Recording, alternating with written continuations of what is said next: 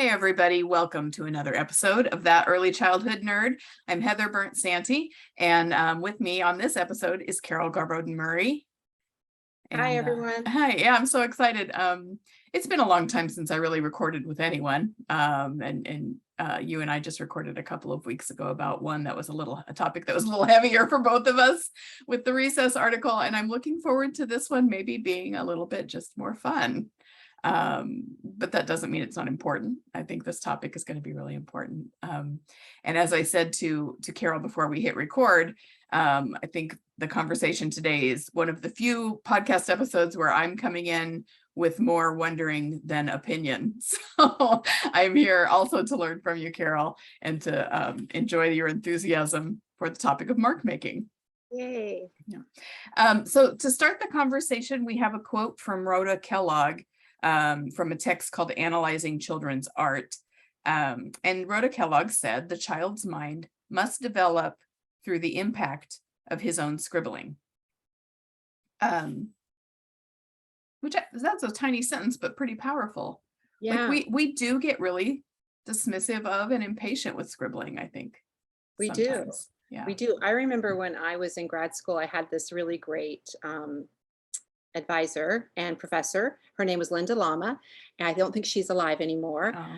But she was a passionate, like, mark maker, scribble kind of person. And she would always talk about interpreting scribbles. And she would put these scribbles up all over the wall and have us categorize them and look at them closely. And it just got me I was so lucky I had that really early on in my career.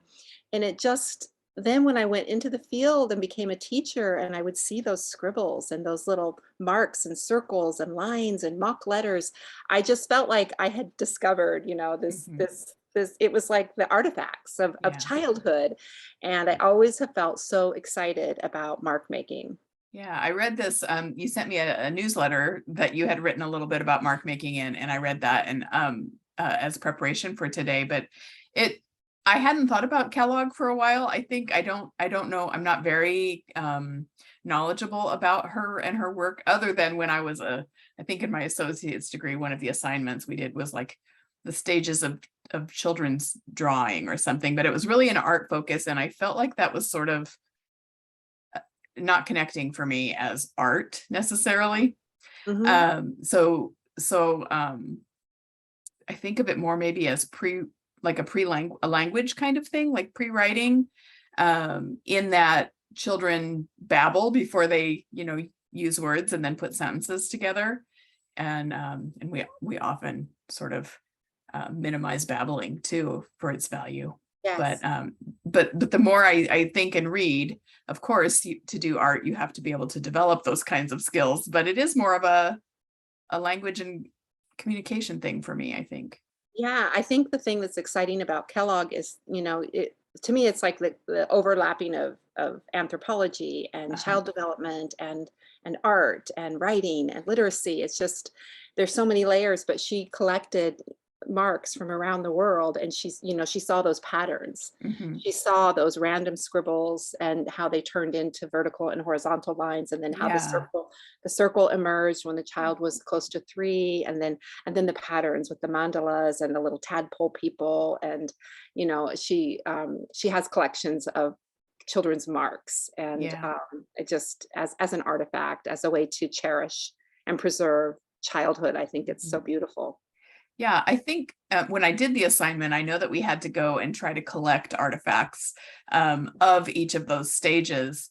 And I remember, again, a disconnect that like the preschool, the older children in the childcare programs that I would go to were not, and I know the age groupings that go with each of those stages of scribbling are, sort of recommended and broad, but I was still seeing really early scribbling in some of those 4 and 5-year-old groups that I was looking for. And at about the same time, I was working through our childcare center's Paths to Quality, which is the quality rating scale in Indiana, and having lots of conversations with people about how to make writing implements and experiences available to toddlers. And I started to think, when I was hearing all these objections to free scribbling in a toddler classroom, maybe that was connected to why I wasn't seeing those more developed scribbles with 5-year-olds. They just hadn't ever had that baseline practice.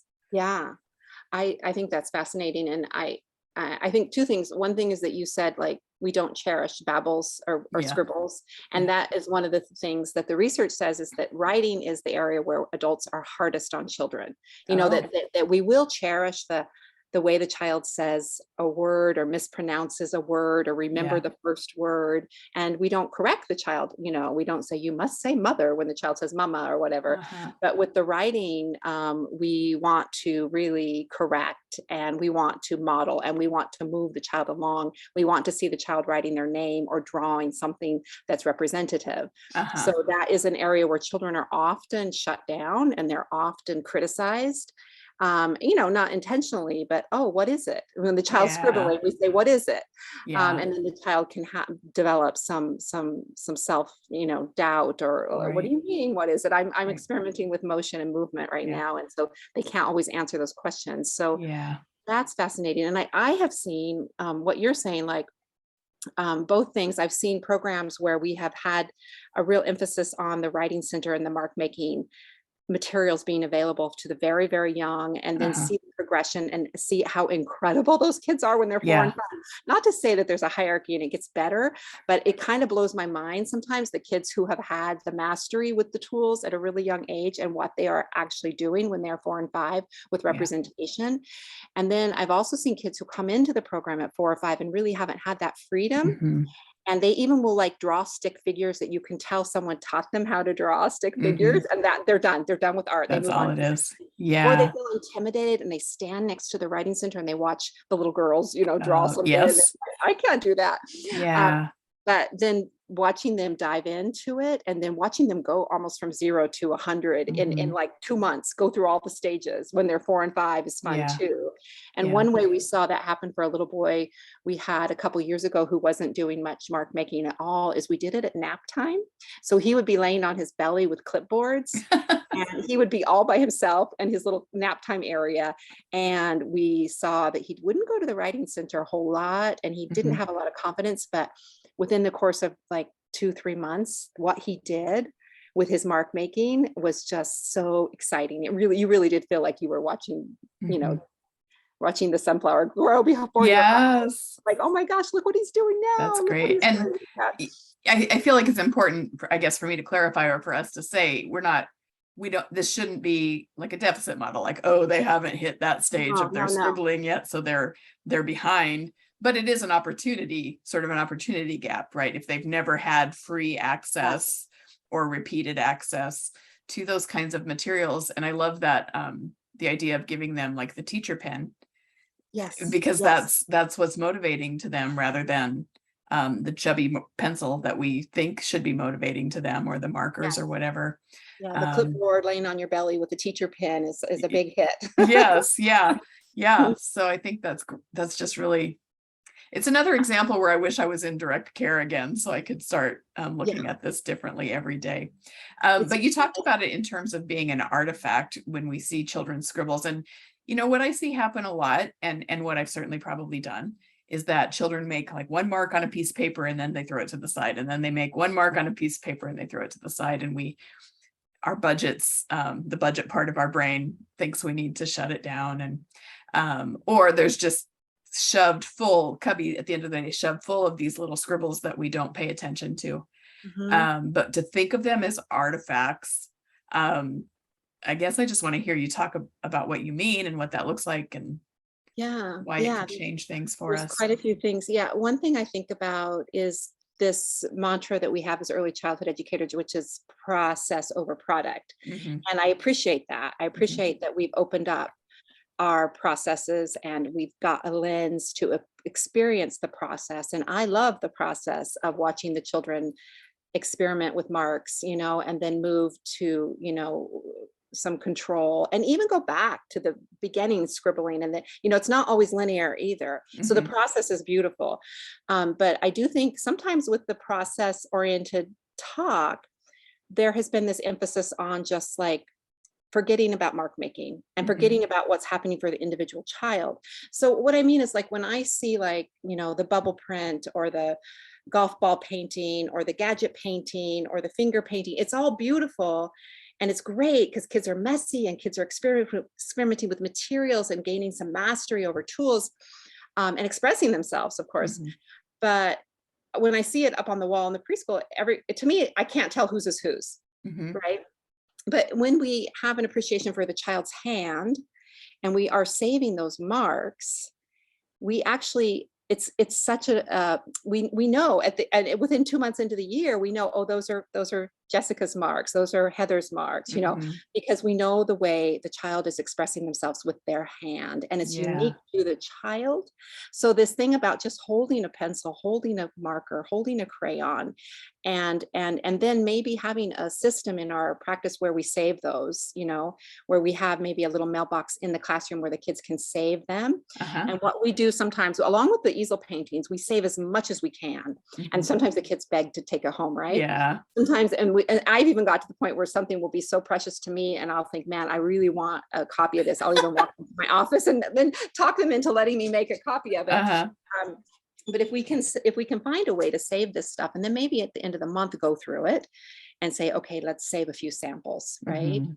Instead of going in the recycling, or instead of getting crumbled up in the cubby, then when we get to that parent teacher conference period or the portfolio period or documentation, however we present processes to Mhm. parents, we can say, oh, look at, these are the marks from September. And I've noticed within 1 month's time, they've moved from vertical random marks to little circles, or look how they're working around the edges of the paper, Mhm. and let's think about how, every mark that they make, whether it's vertical, horizontal, diagonal, circle, it's going to be supporting them as a reader and writer. Of course, we want to celebrate it now as the process, as the expression, as Mhm. the beautiful mark that it is, but it is going to set the foundation for when the parent says, are you teaching them to write their name? Mhm. So I do think in with the easel, you can see some parallel with the easel paintings too. If you're saving those, you might see, as the child moves into some more controlled scribbling and some design, placing things a little more carefully around the paper, you'll see that also often happening at the easel, or maybe it's a little earlier at the easel because there's more freedom with the full arm. So Mhm. maybe the child will start to make a letter in their name, or pretend to write something with the paintbrush before they do with the marker or the crayon, because Okay. that's going to involve so much control of your shoulder and your arm and your stability holding the paper. Mhm. So I just think it's fascinating to think about the child's hand, and the hand working with the mind. Mhm. And just to me, it just the whole child again. Right. It's, Right. is it art, is it science, is it expression, is it creativity, Mhm. is it mathematical thinking? It's just It's everything. movement. Yeah. Yeah, movement, Yeah. right? Yeah. Yeah. Yeah. Another book that I really love is it's by Nancy Smith. It's an old book, and it's about easel painting. Uh-huh. And she goes up into like 7, 8, 9 year olds, but she has some really great chapters on the beginning mark making and the beginning motor experimentation at the easel and what the Yeah. children are doing. So I never was able to really see those stages with the easel painting as clearly as I can now since I read Nancy's book. So Yeah. again, it gets you excited. You feel like, oh my gosh, I can see this in a new way. And I think, like, at the beginning of the year, I kind of like to highlight this for my teachers, just to say, let's make sure, we have this blank slate. Like, we Yeah. are a blank slate. Our classroom is a blank slate. The kids are coming to us. So what do we have available on those shelves? Do we have crayons the first year? Do we have crayons the first week? Do we have crayons and pencils? Do they always know where the clipboards are? Do they always know where the white Mhm. paper is? Do they, how do we create an environment where we show our value on that, like their expressive mark, and Yeah. give it to them in a way that is empowering, so that Yeah. they can always approach it and go to it and find it. And then have the next month, maybe we move to, I don't know, when maybe we see that everyone is making circles, and we start to collect, we start to collect all the emerging representations of humans that are coming out of the children. And sometimes you find them on the tiniest little scrap of paper, right? So Uh-huh. it gets, like you said, it usually would go into the recycling bin or the garbage, or in the backpack. But I think the most important stuff is just right there in front of Yeah. us. And sometimes Yeah. we get so overwhelmed with thinking about our lesson plans and what we're going to create and what we're going to ask them, what provocation we're going to put out. Yeah. But I just like this idea of the simplicity of the child's hand and the Mhm. child having access, and then the educator, really thinking of themselves as an anthropologist Yeah. and a developmentalist, and watching what happens. It's very exciting. Yeah. I love that image of the teacher as anthropologist, just sort of being there, and just the focus on the hand, I think is really a beautiful way to sort of be mindful, like an image that can help us be mindful during those moments of everything that's really happening I think in back to some that. kids that I had a couple years ago. I just moved to a new school, but Yeah. my last year, it was a COVID year, and we had a lot of writing utensils out in the playground with, a writing center set up out there, kind of with, just baskets full of markers and crayons and clipboards. And I can think of those kids, I think because we were so bonded for other reasons too. Yeah. But I can think of Max, and I think the way he would make a gigantic circle shape and take up the whole page and Mhm. make this beautiful happy face person right in the middle of his page. He would do it every day for like 3 months, Uh-huh. and we would just find piles of them. But or my Max has been here. yeah, or my son would do the E's. His name was Evan, right? And he Uh-huh. would do the big E in the middle of the paper, and he would have like 12, like, what do you call it? The lines The across. lines that go I out. call them the lines across. Yeah. The lines across. He would have like 12 of those lines across Uh-huh. on his E, and that he did that for weeks on end Uh-huh. before he made the E with 3 lines. Uh-huh. So it's pretty wonderful. Or if you think about like the formation of those 4.5-year-olds who are trying to make a triangle or trying to do an A, or those vertical lines like an A or a diagonal, and you see that when that happens, because they will do like this sort of looped, soft edged triangle for months and months and months, and then Mhm. finally one day they make this pointy A. And it's like, that is the brain developing. Yeah, it's such a Lots of great this- way. it's this moment in time when Yeah. the brain is ready and the hand and eye has been working on this process for so long, and what they see as the shape is actually, they're able to inhabit it with their hand and their body. So Yeah. it's really miraculous. Yeah. The other thing that I thought about as I read that, the newsletter that you sent me, where you had written a piece about mark making, was and I know I recently shared this. It's sort of it's not really a meme. It's a social media quote kind of thing that's going around that says, before a pencil is in a child's hand, they should, climb and jump and squeeze and pinch and, all those things, which I agree with. But I think bringing that up here is a good way to talk about ways that both things can be true. And the point of that quote really is that we shouldn't be expecting children to be sitting and writing, focusing on penmanship and handwriting before they've had experience really to strengthen those wrists and hands. And so I think what I hear you talking about with having access to those materials to use in their own ways is also part of that strengthening, right? We're not saying that half of the people think they should never have a pencil in their hand because they haven't used Play-Doh enough, and the other half think, you know what I mean? Like, we don't have to, this doesn't have to be a dichotomy. And I love that. It gave me some images of like when I was a young teacher, and we would have students come in our classroom, and they would have to come with a clipboard back in the old days when everyone had a clipboard and a pencil, or a notebook or a spiral notebook, and they would write, and then the kids would go over, right? The 2 and 3-year-olds would go over, what are you doing? Why are you here? And then we would just set up some chairs right next to the observers, and with some clipboards and pencils, and the kids want to role play, right? So if writing is a part of their life, then they want to also be writing, and just holding those pencils in whatever way they hold them, and certainly not in place of Play-Doh and clay and digging in the dirt, certainly not in place of that ever. But I think the other really speaks more to adult expectations, like that the meme I'm talking about, the quote I'm talking about, really is managing adult expectations, and not saying you should never let a child have a pencil in their hand. Even though that's the literal language of the the beginning of it. And maybe even more so now because we aren't writing as much, are we? We have Mhm. our phones and we have our our computers, our Yeah. laptops around.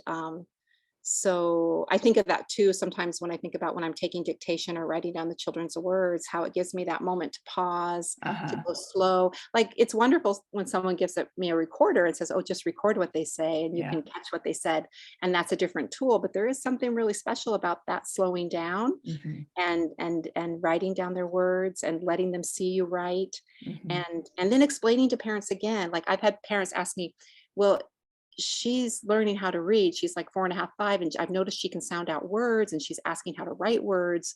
So why are you writing her stories for her? Mhm. She should be writing her stories. Yeah. So then it's that conversation with the parent where you can tell them about mark making and say, wow, this is one of those places where the motor skills are the intellectual development is so high. The child has Uh-huh. this incredible vocabulary. They're telling these sophisticated stories, but their motor skills are different. They're at a different level with their hand-eye Uh-huh. coordination and motor integration.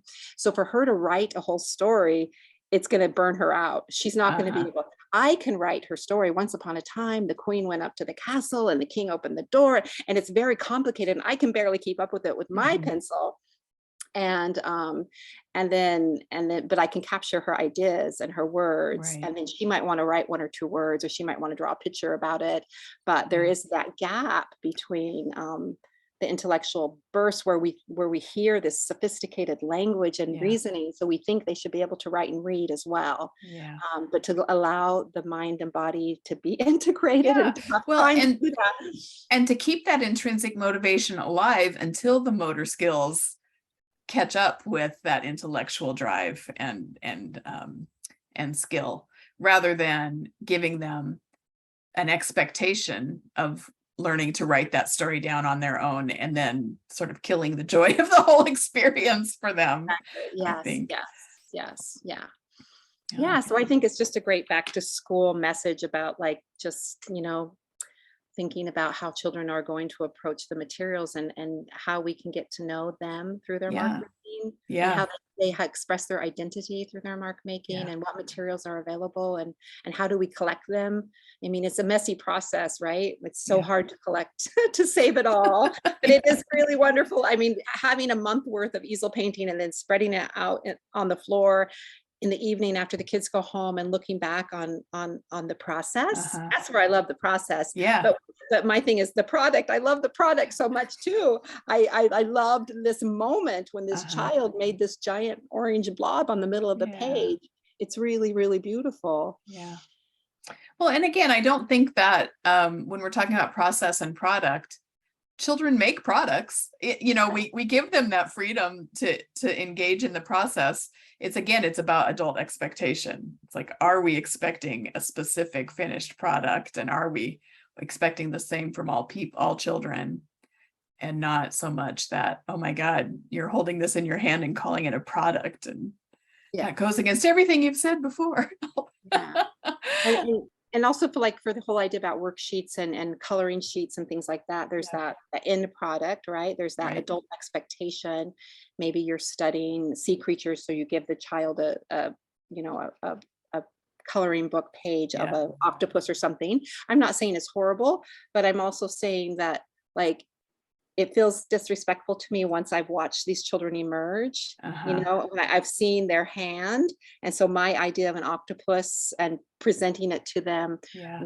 when they have the capacity to tell me a story, to make a mark, and sometimes that mark making starts out with a scribble and said, oh, this, Yeah. and it might have an elaborate story with it. It might not. Yeah. But I think it sort of, it exemplifies when we talk about child respect Yeah. and I don't know what, just Yeah. respecting the emergent Yeah. I process rather than the top down and expecting images to look a certain way. Yeah, I think what you just described too, with your whatever sea creature you had a coloring picture of, I can't remember now even, but that sometimes our good, well-intentioned adult goals underestimate children, and Mhm. we, if we're looking at those scribbles and their mark making, it's deeper than if we think, okay, can you remember what color that sea creature was and what color you used on your Yeah, coloring sheet? yeah. And you'll see Yeah. those, sometimes you'll see those kids who are intimidated by the process. Yeah. Not that I ask them to draw something, but they Mhm. might say, draw me an octopus, and I Mhm. would say like, well, that's your paper and that's your idea. I don't like to Mhm. draw for you, but you could draw it. No, you Yeah. draw. Yeah. And then maybe they had a babysitter or someone who did it for them, right? Yeah. So then I might say, let's think about the octopus and Uh-huh. what shape do you think they might have? I want to support them. I don't want to, Right. because there are sometimes those children who haven't had a lot of experience with materials, and they have had a lot of coloring books. So Yeah. I think they need some sort of partnership. They need us to meet them part way and say, I wonder, have you ever made a circle? Oh, wow. A circle could be like a head, right? A Yeah. circle could be a head. And what would legs look like? Uh-huh. And then to Yeah. coach them a little bit just to help them feel their confidence Yeah. in their own hand, Yeah. can be. And you're showing them that confidence in that, in that interaction. And it's still a warm, respectful interaction, it can be so nice. It reminded me of something else that's gone now. Oh, I was just going to ask if, because I'm remembering again what I kind of talked about when I was talking about the quality rating system and the conversations with the people who are working with toddlers, and they really struggled to have those supplies out and available all the time. And even with preschoolers, I hear people bring up safety concerns, even about having pencils or pens as opposed to a soft marker. Do you have tips? Do you have Well, suggestions for that kind of thing? Success stories? yeah, I have seen children be so successful with real materials, right? So the markers the marker caps might roll around and be on the floor and everything. But I Yeah. think if we're present with them, I think if we give ourselves permission to be present at the writing center, or near the clipboards, so that we are a part of that process with them, and then we can take the emphasis off perhaps maybe some of the other work that we feel we have to do, Right. that they do show incredible mastery. I'm Mhm. not saying I haven't had children, cut their friends' hair or Right. or do Draw on things their with material, faces draw or on their faces. Yeah. yeah. So there is that conversation, of course, about how we use the materials and how Mhm. we're and maybe starting simply, Yeah. with that respect by putting out a very few beautiful materials in a lovely, vase, where the kids can access them, and then the next week there's something new added. Mhm. Thinking about the way we present the materials, how we make them available, Yeah. how we value them, how we write down things throughout the day. I Yeah. love to have, I love to have sticky notes around when the child's, upset because I didn't read the story that she wanted me to read. Oh. Oh Let me yeah. let me write a note to Yes. myself. How do we model Yeah. our handling Use of of the it. pencil and the scissors, and Yeah. um, Yeah. I think it's very, again, just honoring their competency, and Yeah. seeing, each group is going to be different, right? Yeah. But Yeah. they're And pretty amazing. yeah, I think that a lot of times the feeling is, and what I hear people say is, well, I have so many other things to do. I can't sit and help them and guide them in the way you just described. But you can think about those other things you're doing that you feel like are pulling you away from that. And some of those can be adjusted. It's what you talked about at the very beginning, being intentional. And maybe you think, okay, yeah, I really can't stop doing that other thing the way I'm doing it. But you may find a couple times that you can.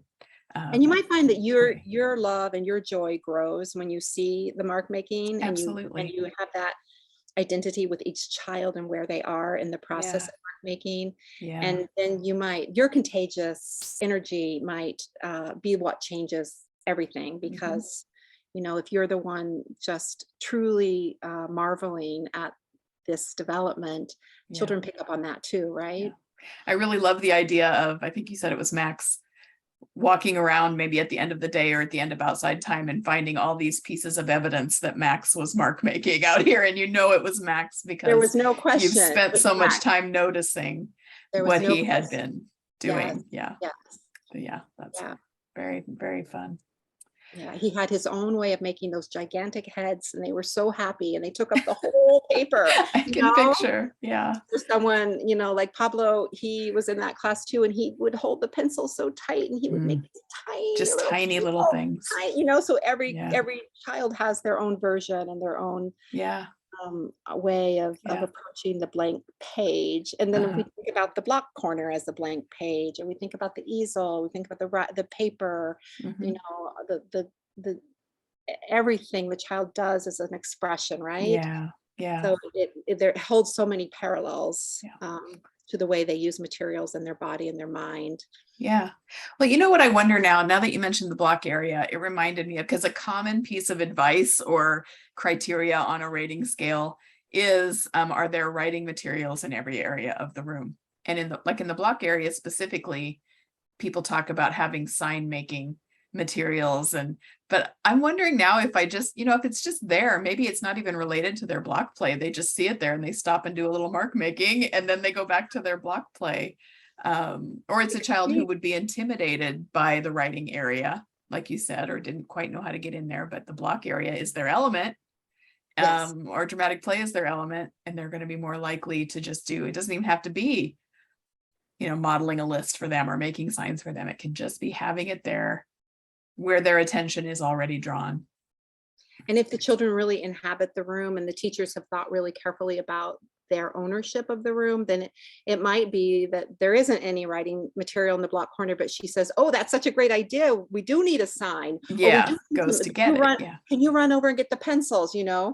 If we know where things are Yeah. and we have that access, can you Yeah. get the pencils? Oh, I think we need some tape, and that whole thing. I think And then there's a cognitive and a motor value yes. in that kind of arrangement, where they have to move their bodies to get it, and they have to think beforehand of what they need to follow their plans. So Yeah.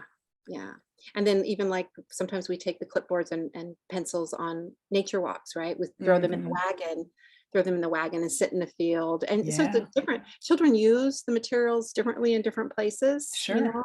We found that during COVID because we were outside so much, Uh-huh. finding ways to make it all available with Yeah. clipboards and wagons and, Right. being in the field with our journals. Right. And it's certainly true. Like the first time we used the journals with the threes, it was like, I'm going to make a mark on every page. I love this journal. I love this journal. Mark on every page. Use the whole journal up. Yeah. Yeah, COVID changed the way we interacted with writing and paper too, because the classroom I was in, when we first all went back, they didn't have books out for choice or paper out for choice because they were so nervous about the COVID being on the paper or whatever. Right. And so now I'm curious about ways people might have noticed that drive to make a mark happening anyway, even though we took some of those materials away at that time when we were figuring out what was safe and what wasn't. And that's what Rhoda Keller would talk about too. She would talk about the stick in the sand, right? Uh-huh. Mark Yeah. making, even in parts of the world where they perhaps didn't have art materials, that there always seemed to be a way the children were making a mark. Yeah. Yeah. Well, now I need to go read some Rhoda Kellogg. She had a big art exhibit. I have to look it up. I remember seeing it on social media, but it must have been like maybe out in California. There was a big art exhibit. If you Google it, she had someone featured her and blew up posters of the children's marks. Oh, wow. And did an exhibition on her study. Cool. So the assignment for the audience is, if you had examples from COVID of mark making without paper, send them to me because I'm curious, and also to go look at Rhoda Kellogg and some of what she writes and says and does. Yay. All right. Well, thank you, Carol. This was have fun, everyone. With really is one of those that makes me want to go do the direct work again. Yes. All right. Happy back to school, everyone. Oh yeah, this will be that time. Yay. I know. Watching the pictures roll. Yay. All right. Thanks, everybody. Thanks for listening to another episode, and I hope you come back again. Bye. Bye. Oh.